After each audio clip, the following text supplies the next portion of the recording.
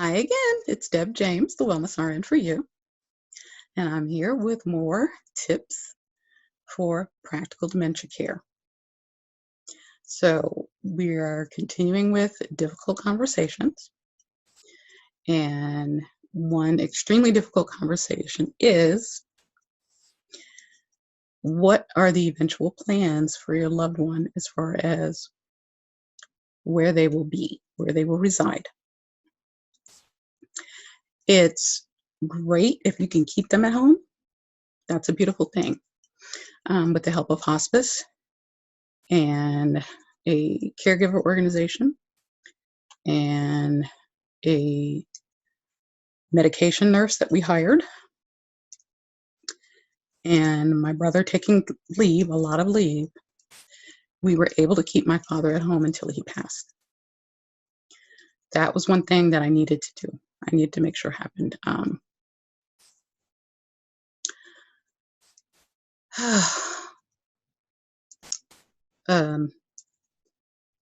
Sorry. About 2 years prior, we had taken my dad and my mother to look at different facilities just in case. And we came back, and my father came to me in the bedroom, and he literally cried, begging me to not send him to a nursing home. And that was a very difficult conversation. It was very difficult.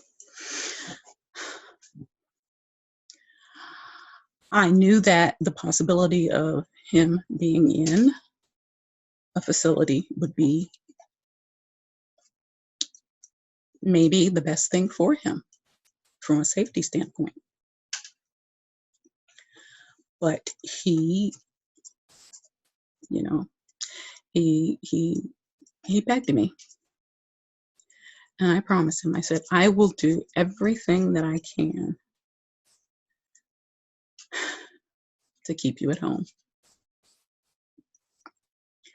I said, it may not be possible, but I promise you, I will do everything I can to keep you at home. And we were able to do that. But it took a lot of effort, and it was expensive to a degree, as far as having a medication nurse coming in once a week and having a caregiver come in anywhere from 3 to 5 days a week. It started out 3 days, and then it ended up being 5 days a week. It's expensive. My parents were blessed to be able to finance that between retirement pay, Social Security, and VA benefits. We were able to do it. But I know that's not always possible for everyone. So you need to have that conversation. I'm of the belief that if you can move them while they're still cognizant and aware, that it's a smoother transition. And you can go to a facility that has assisted living and then different levels of memory care.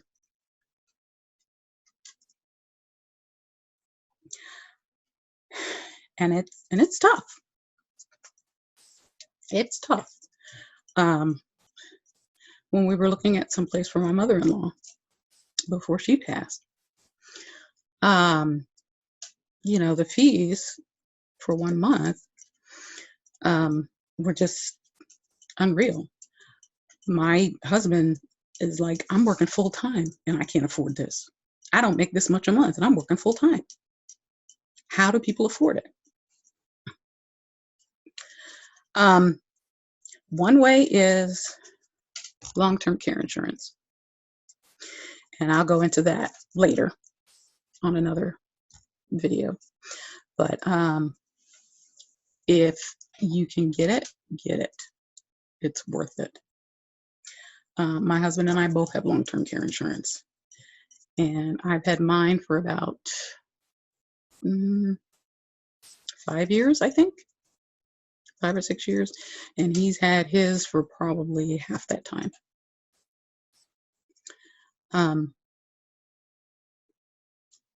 It may seem like a lot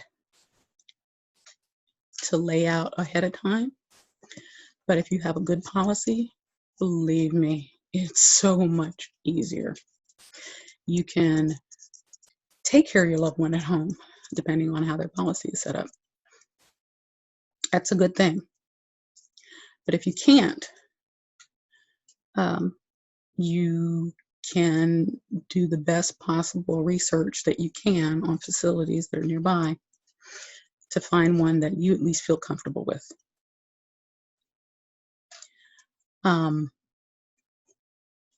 And if there's facilities that you're looking at, you need to go and check it out. If you're interested, you need to go, you need to talk to people. You need to talk to the owners. You need to talk to the nurse in charge. You need to talk to the residents and see how they feel about it. Because you want to make sure that it's a good fit for your loved one. When we moved my mother to assisted living, we had one facility in mind.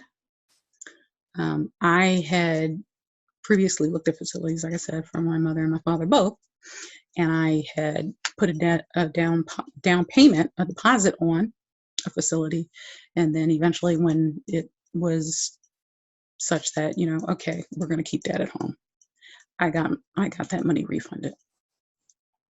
But the facility initially that we were looking at placing her, they talked a good game, but when it came down to specifics, they were lacking. And there were things that were stated ahead of time that were not followed through on when we got the contract. And there were things that were not stated that were required for the contract. So bottom line is we put an end to that. We decided to get her deposit refunded and just go with a different facility. And the facility we went with is the one where she is now.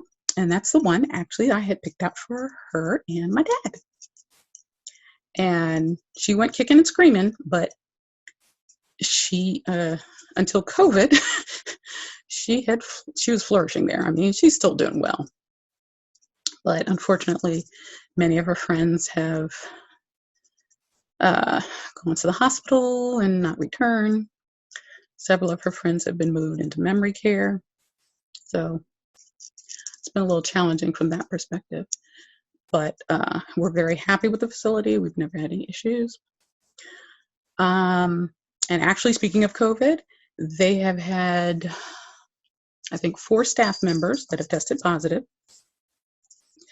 but they have had 0 residents test positive. And that, to me, is amazing because they have assisted living and they have memory care. And for them to not have one single person in that facility that resides in that facility to test positive, that's just amazing. And that's a testament to the company that owns it. So you want to check out the facility and you want to check out who owns it. And, take your loved one. Let them see where they might possibly go if need be. Just make it very clear that you're not forcing them into anything. You're not saying that it's going to happen tomorrow or next week. Just let them know that they may need extra care that you can't provide. And you want to make sure that they're somewhere that they're comfortable, where they're well cared for. And you are left feeling like, okay, I made the best possible decision I could make. Yeah, there are all sorts of things to consider, Of course, finances is one, but you also want to look at safety and level of activity that they have available. Do they get to go to the Walmart once a week? you know, those types of things. How often you can visit? Can they have overnight guests? Those types of things. And if you're of the belief that, okay, we have to spend down all their money so that they'll be on state assistance and they'll get in, I can tell you right now, most facilities have very limited numbers of openings for people that are on state assistance. And some places, the waiting list is anywhere from 3 to 7 years, truly, because they only have maybe 4 or 5 openings for those that are on state assistance. And those people are there until they pass. Again, don't plan on that, because what will happen is they will have no money because it's all been spent down, but then they also won't have anywhere to go. And that's not a good place to be. Okay. So this will be the last right now of difficult conversations. I'll be covering these topics in my live online course. It'll be every Thursday at 3 p.m. for 6 weeks. And I'll be going through all of these types of things more in depth. And it's Practical Dementia Care. That's the name of the course. And if you're interested in it, you can go to my website and leave a note or a message, www.angelictouchhealthandwellness.net. Or you can leave a comment on this video, direct message me, private message me. I will respond, and I will give you information as far as the link to joining. And if you can't make it to the live event, it's okay. It'll be recorded and available afterwards. All right? So, difficult conversations, but they need to be had. So I look forward to seeing you in the class, and I look forward to providing more information and helping you where you need help the most. Okay?